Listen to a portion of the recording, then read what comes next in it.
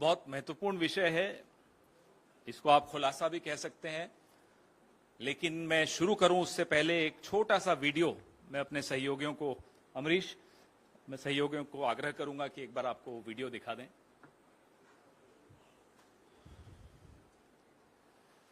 मैं आपको भेज रहा हूं स्टेटमेंट।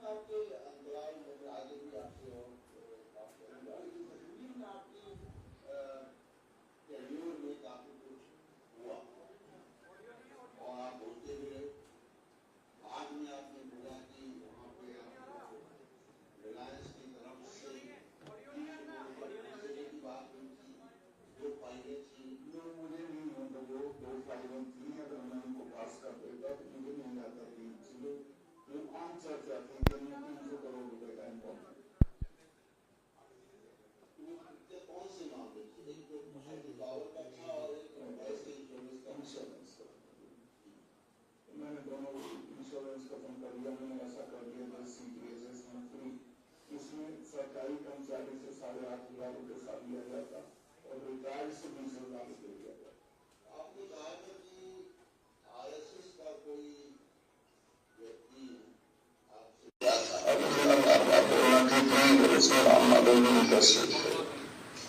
उसका सबूत यह है कि मैं वेरी नेक्स्ट डे 7 बजे मेरे पास आए राजभवन, उन्होंने कहा कैंसिल कर दिया। तो मैंने कही हाँ, चिट्ठी चली गई। मैं पता करता हूँ, मैंने चीफ सेक्रेटरी से पूछा इसकी चिट्ठी चली गई क्या? उनका कभी चली गई थी। तो बड़े अपसेट हुए। उन्होंने कहा ऐसे कैसे इन्वेस्टमेंट आएगा? मतलब इन्वेस्टमेंट आया ना, मैं गलत काम नहीं करूँगा, इसमें खराबी है। तो सरकारी कर्मचारियों को पैसा देना पड़ेगा। और दूसरी जो इसमें अस्पताल शॉर्ट लिस्ट किए हैं 4-5, ये बिल्कुल थर्ड ग्रेड अस्पताल है। अगर इस लायक नहीं है तो उनको पैसा दें। ठीक है, आपने वो अरेस्ट कर लिए थे। आवाज फटी है। पर्सनली मिले थे, स्पेशली।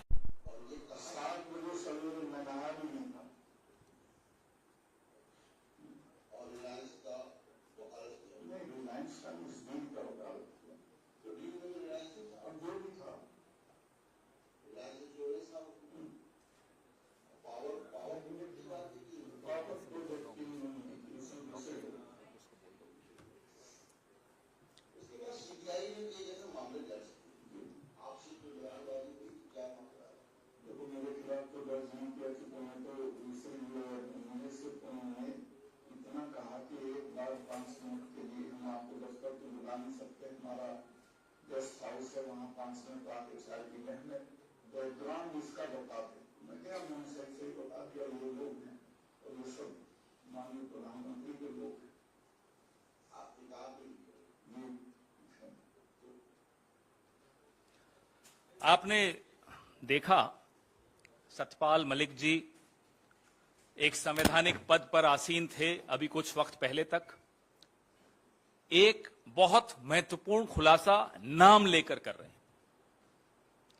आरएसएस के एक वरिष्ठ नेता राम माधव का उन्होंने स्पष्ट तौर पे नाम लिया। प्रधानमंत्री के करीबी से जुड़े हुए ये शब्द सतपाल मलिक जी के हैं। इस इंटरव्यू में तो उन्होंने पूरा खुलासा करके नाम लिया है। 2021 में उन्होंने सिर्फ इतना कहा था कि आरएसएस के एक वरिष्ठ नेता मेरे पास आए थे और कोई डील लेकर आए थे। 2021 में जब इन्होंने ये खुलासा किया, अक्टूबर 2021 की बात थी कि 300 करोड़ रुपए की घूस की पेशकश आरएसएस के एक वरिष्ठ पदाधिकारी ने उनको की थी। तब राम माधव ने आगे बढ़कर कहा था कि ये इशारे में मेरे लिए कह रहे हैं, मैं कानूनी कार्रवाई करूंगा। आज 2023 की अप्रैल है, क्या कानूनी कार्रवाई की राम माधव ने? अगर की तो आप सबके माध्यम से साझा करें वो जानकारी। ये सवाल उठाते हुए उन्होंने न केवल राष्ट्रीय स्वयंसेवक संघ का नाम लिया, उन्होंने प्रधानमंत्री का भी नाम लिया है। ये छोटी बात नहीं है, बहुत गंभीर बात है, क्योंकि सतपाल मलिक कोई कांग्रेस के नहीं है।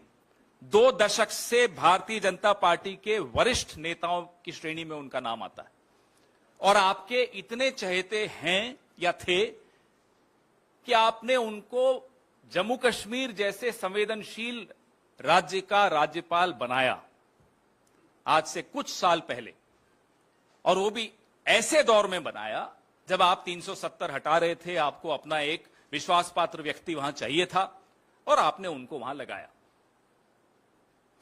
अगर आपका अपना चहेता व्यक्ति संवैधानिक पद पर जो आसीन रहा हो वो किसी का नाम ले रहा हो, तो दो ऑप्शंस हैं आपके पास, या राम माधव और प्रधानमंत्री खुद इन पर मानहानि का दावा करें सतपाल मलिक जी पर, और या फिर राम माधव पर कार्रवाई करें। कोई तीसरा इसमें ऑप्शन बचता नहीं है, दोनों में से एक सच बोल रहा है, पता लग जाएगा कौन सच बोल रहा है। अब सतपाल मलिक जी को राज्यपाल आपने बनाया, पिछले 2 दशक से आपकी पार्टी के वरिष्ठ नेता हैं, संवेदनशील राज्य का आपने उनको राज्यपाल बनाया। आज सतपाल मलिक जी कहां हैं? आज सतपाल मलिक जी अपने निजी घर में दिल्ली में एक पीएसओ लेकर बैठे हैं। जम्मू कश्मीर का पूर्व राज्यपाल एक पीएसओ लेकर दिल्ली के निजी घर में रहता हो, नहीं तो आजकल तो कुछ गुलाम भी हैं जो आपकी पार्टी के भी नहीं हैं, परोक्ष रूप से तो नहीं है, उनको Z+ सिक्योरिटी दे रखी है, उनको साउथ एवेन्यू में बढ़िया सा बंगला दे रखा है। सतपाल मलिक जी से क्या खफा हो गए, क्यों खफा हो गए? वो हैं जरा खफा, ये तो सबको दिख रहा है। नहीं तो एक पीएसओ, और वो 2 बार चिट्ठी लिख चुके हैं गृह मंत्री को कि मुझे Z+ सिक्योरिटी दी जाए, कोई जवाब नहीं, कोई सुरक्षा नहीं। तो एक तरफ गुलाम नबी आजाद और दूसरी तरफ सतपाल मलिक जी। तुलना कीजिए, एक भाजपा का वरिष्ठ नेता, आपका चहेता, आपकी चॉइस थी, आपने उनको जम्मू कश्मीर का राज्यपाल बनाया, आज उनको आप सुरक्षा तक नहीं देते। नहीं तो जम्मू कश्मीर में तो कोई डॉक्टर किरण पटेल नाम के एक ठग को भी Z+ दे दी थी आपने। तो सतपाल मलिक जी ने ऐसा क्या कर दिया कि उनको आज सजा दी जा रही है? किस बात की सजा दी जा रही है? हम ये सवाल पूछना चाहते हैं। क्या सतपाल मलिक जी को ये फाइलें नहीं क्लियर करने की सजा दी जा रही है? कौन सी फाइलें हैं? इंश्योरेंस की एक स्कीम की फाइल है जिसके बारे में वो इस इंटरव्यू में बता रहे हैं, जिसमें 300 करोड़ की घूस की पेशकश आरएसएस के पदाधिकारी द्वारा इन्हें की गई थी। अब इन्होंने आरएसएस के पदाधिकारी का नाम भी खोल दिया। हो गए 48 घंटे से ऊपर। पिछली बार जब बोले थे तो अक्टूबर 2021 में बोले थे, आज तक कोई केस नहीं हुआ। तो कौन इस बात को दबा रहा है? कौन इस बात से डरा हुआ है? कौन इस बात की सजा सतपाल मलिक जी को दे रहा है? या तो आरएसएस दे रही है या प्रधानमंत्री कार्यालय दे रहा है, क्योंकि इन्हीं दोनों का नाम लिया इन्होंने। आज से 3 साल पहले इसी प्लेटफॉर्म से मैंने आपके सामने राजस्थान के क्षेत्रीय प्रचारक निम्बा राम जी का भी एक भ्रष्टाचार का वीडियो जारी किया था। ऐसे कई उदाहरण, एक गैर पंजीकृत संगठन के पदाधिकारी भ्रष्टाचार में लिप्त होते हुए पाए जा रहे हैं, कोई कार्रवाई नहीं हो रही। क्यों नहीं हो रही? भाई आप तो अपने आप को गंगा से भी ज्यादा पवित्र बताते हैं। आप खुद पंजीकृत नहीं हैं और हर मंत्री के यहां एक पीएस या ओएसडी संघ से आया हुआ है, कोई फाउंडेशन है संघ की, उससे आपने एक एक पीएस और एक एक ओएसडी बैठा रखा है हर मंत्री के यहां। क्यों बैठा रखा है बताइए? क्या इसी तरह की डील्स करने के लिए बैठा रखा है? हम जानना चाहते हैं। या मंत्री पर नजर रखने के लिए कि कहीं वो अकेला डील ना कर दे? ये क्या हो रहा है इस देश में? आपने चुना, जिन्होंने भी 36-37% लोगों ने भारतीय जनता पार्टी को चुना इस देश के, ये बाय 1 गेट 1 फ्री की कोई स्कीम चल रही थी कि साथ में आरएसएस भी आएगी और वो डील्स करेंगे यहां 300 करोड़ 200 करोड़। क्या है ये? तो हम प्रधानमंत्री को सीधे खुले मंच से चुनौती देते हैं कि अगर सतपाल मलिक जी की बात सही है तो सीबीआई और ईडी और इनकम टैक्स और जितनी एजेंसीज हैं उनको राम माधव का पता आपके पास अगर नहीं हो तो हमसे ले लीजिए, भेजिए उनके दरवाजे पर दस्तक देने। और प्रधानमंत्री से जुड़े हुए और कौन से लोग हैं जिनके बारे में सतपाल मलिक जी इस इंटरव्यू में कह रहे हैं, उन सबके खिलाफ कार्रवाई होनी चाहिए। आपने तो उल्टे सतपाल मलिक को ही सजा दे दी, उनकी सुरक्षा छीन ली, उनसे नौकरी छीन ली, घर बैठा दिया। और अगर सतपाल मलिक जी झूठ बोल रहे हैं तो उनके खिलाफ मानहानि का दावा राम माधव भी करे, संघ भी करे और प्रधानमंत्री कार्यालय भी करे, क्योंकि तीनों बदनाम हो रहे हैं। यह खुली चुनौती है और अगर इस चुनौती पर ये चुप हैं तो आप समझ लीजिए कि जिसको सजा देनी थी उसको सजा दे दी, जिसको बचाना था उसको बचाया जा रहा। इसी मुद्दे पर आपके सवाल हों तो कृपा रहेगी। मुझे मालूम है आप लोग बड़े आतुर हैं कुछ और बात करने के लिए।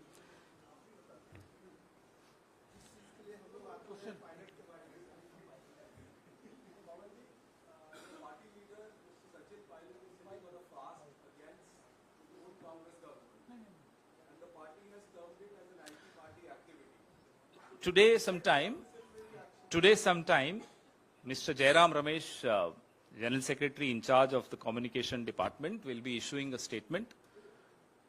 So all your questions not related to this topic and related to some unrelated topic, just have some patience for those questions, you will get an answer. Hindi में बता देता हूं, जो भी आपके सवाल हैं जो इस विषय से संबंधित नहीं है और किसी असंबंधित विषय से संबंधित हैं, उस पर हमारे जो प्रभारी महासचिव हैं संचार विभाग के श्री जयराम रमेश शीघ्र ही एक स्टेटमेंट जारी करेंगे, उसके लिए भी कर देंगे। इस टॉपिक पे क्वेश्चन नहीं है क्या प्लीज?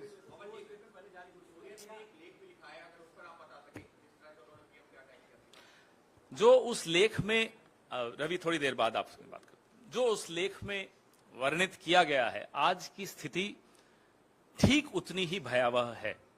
जो खतरे के बादल हम सोचते थे मंडरा रहे हैं लोकतंत्र पे, वो बादल अब पूरी तरह से बरस रहे हैं लोकतंत्र पे और उसका नुकसान, उसका खामियाजा देश के हर कोने में दिखाई दे रहा है, हर संस्था पे दिखाई दे रहा है। ऐसे में जो राजनीतिक चुनौती विपक्ष के सामने है, उस चुनौती की जिम्मेदारी कांग्रेस पार्टी भली भांति समझती है और उस जिम्मेदारी का निर्वहन करने के लिए कांग्रेस पार्टी सदैव तत्पर रहेगी।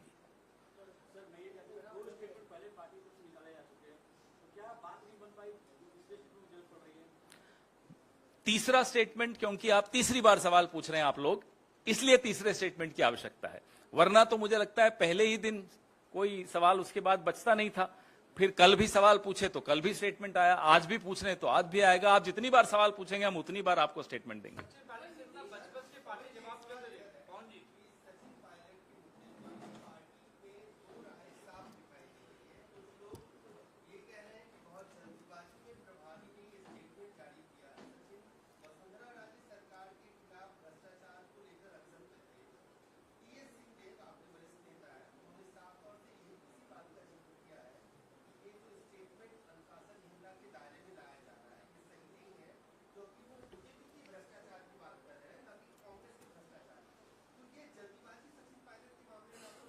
जैसा मैंने कहा, मैं फिर से दोहराता हूं, अब तीसरी भाषा मेरे को आती है लेकिन शायद वो आपको नहीं आती होगी, तो मैं हिंदी में ही बता देता हूं। इस विषय से जो मुद्दा संबंधित नहीं है उस पर हमारे प्रभारी महासचिव श्री जयराम रमेश शीघ्र ही एक वक्तव्य जारी करेंगे।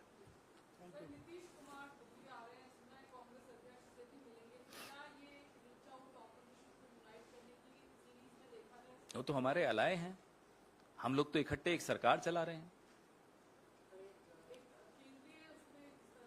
चर्चा चलती रहनी चाहिए, ये एक ऐसी प्रक्रिया है जो सतत है। कई बार आपको सुनाई देती है, दिखाई देती है, कई बार आपको दिखाई भी नहीं देती, सुनाई भी देती, लेकिन प्रक्रिया चल रही होती है। आप लोग राम माधव का सवाल उठा रहे हैं, सतपाल मलिक जी का जिस तरीके से बयान आया है, कि आप लोग कोर्ट भी जाएंगे, क्यों आप लोग? भाई जिनका नाम लिया गया हम तो उनको कह रहे हैं साहब आप कोर्ट जाइए। आपने तो 2021 में खुद कहा था कि मैं दिल्ली लौटने के बाद इसके लिए कानूनी उपाय तलाशूंगा। 3 साल में आपको कानूनी उपाय तलाशते रह गए, अभी तक नहीं मिला। तो जिन्हें कोर्ट जाना चाहिए, हम आप सबके माध्यम से उनको कह रहे हैं, या तो आप कोर्ट जाइए, और या फिर ये सच है, और अगर ये सच है तो आपके खिलाफ कार्रवाई होनी चाहिए, फिर आपके दरवाजे पे सीबीआई आनी चाहिए, फिर आपको हवाई जहाज से उतरवाना चाहिए।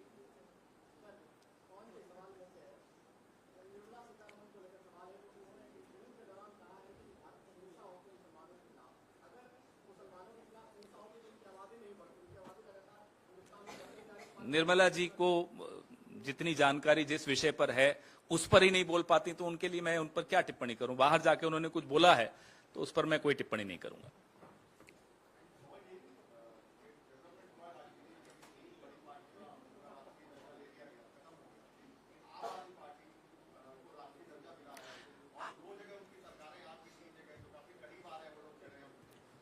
नहीं, जिनका राष्ट्रीय पार्टी का दर्जा छिना और छीन के जिसको दिया गया, तो उनकी आपस की प्रतियोगिता है, उसमें आप हमें क्यों घसीट रहे हैं?